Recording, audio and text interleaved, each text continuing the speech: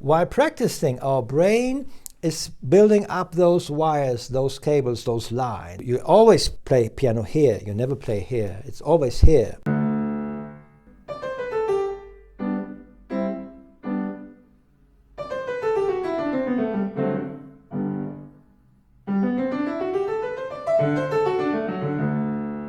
Today I want to talk to you how we can get fast, speedy fingers on the piano, or we can play some bars, some places, some music speedily.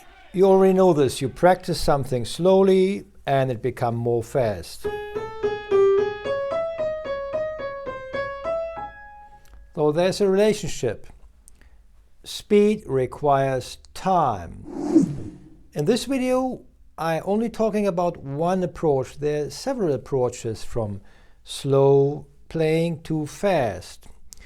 I will make a different video with another approach, but this is video number one. We're in the slow motion and we go from slow to fast fingers. I will shortly introduce the other approach. We're already fast. And we slow it a little down, or we only play fast. But this is a different approach in another video, not in this one. This approach, we are slow, we go to fast, is common. Everybody uses it. There's nothing wrong with it. It's fine. This is two different things. So we use this approach. I will talk about this approach now. We play slow something, we speed it up.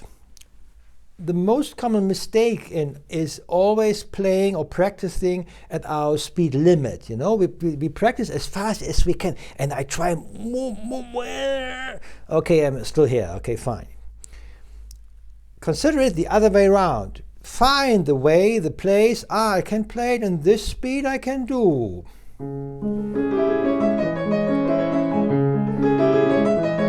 Okay, this speed is fine. I can do it a little bit more fast. Oh yeah, but I'm comfortable.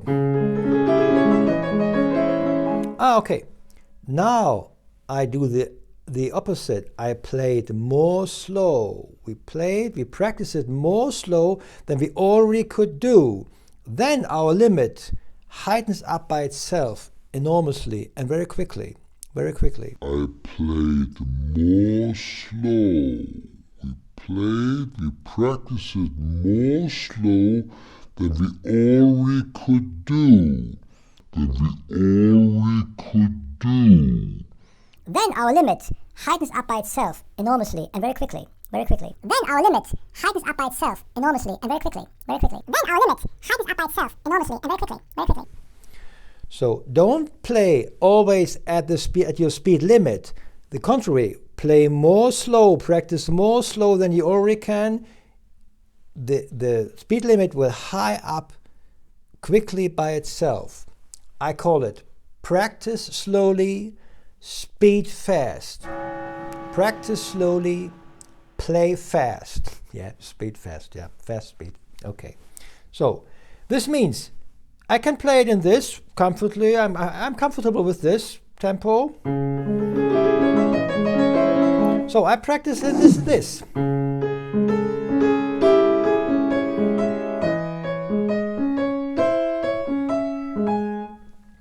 Do this. Try it out. Prove me wrong. You will see. So now we do this for a while. We have some improvement. We have some results. Fine. But we want to push it more further. We want to go more quickly forward. We're impatient. Are there techniques to push this more further, to become more quickly? Yes. Additionally to this technique, practice slowly, play fast. Additionally to this technique is some techniques I show you now. You're already probably aware of them. We give them a rhythm, which means we play every second way already fast. You can play every bars, whatever scale or figure you have to do, you want to do, like this, in both directions.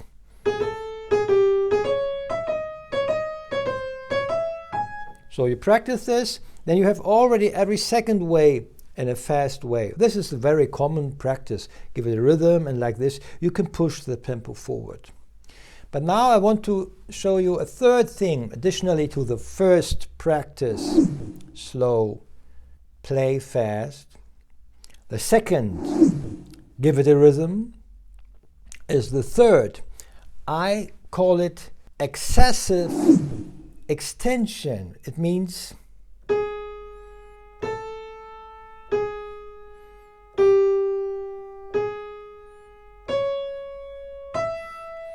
we play very slow and we very, very strongly exaggerate the movement of our fingers. Or with the next finger we want to do, we excessively strike out, we exaggerate, very strongly strike out, and this is always the next finger which comes into play, strikes out when the first one strikes the key. So I strike here, this is going upwards.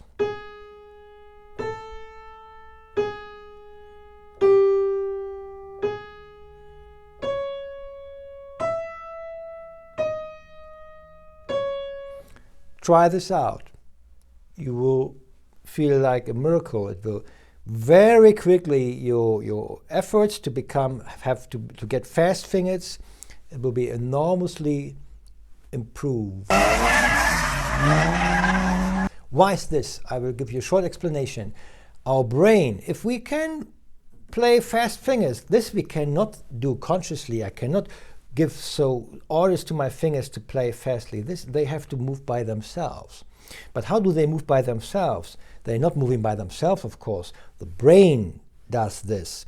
So if you want to play a scale or some figure or some bars in a very high speed, the brain has to construct lines inside. So there have to be new wires inside the brain. The brain are building these wires. This is hard work. The wires are built in the brain. You can play this. There's no wire, there's no line, there's no direction, no connection. The fingers are not moving like this. So while practicing, our brain is building up those wires, those cables, those lines. If we do this, I call it excessive extinction here, not extinction. I'm sorry, I don't have the word right now. So I call it excessive movement, we exaggerate our movement, our finger movement. When we do this, the brain is very strongly building up those new wires, those new combinations, those connections inside our head. So you always play piano here, you never play here, it's always here. So this helps the brain doing this. By the way, this is some reason people who play an instrument, guitar, bass, or piano, or drums, or anything, whatever else, they are in other disciplines better than than other people who don't play an instrument, like math or learning a language. Why? Because when you learn an instrument, your brain, like I already said, is building up those wires, those lines, those constructions. And when the brain is confronted with other tasks, it uses those roads inside for this other task also.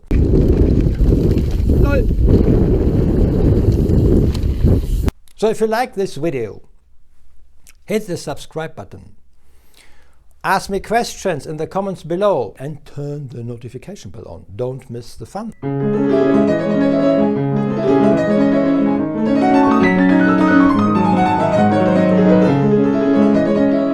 See you soon here with this grind.